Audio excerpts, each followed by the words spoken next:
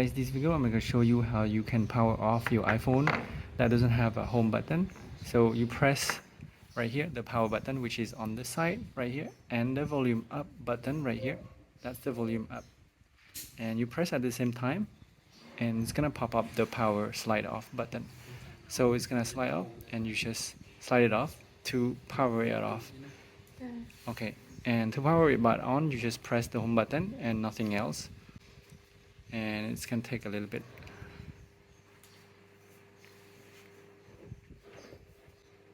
Okay, so power on like this, and it's gonna power back on,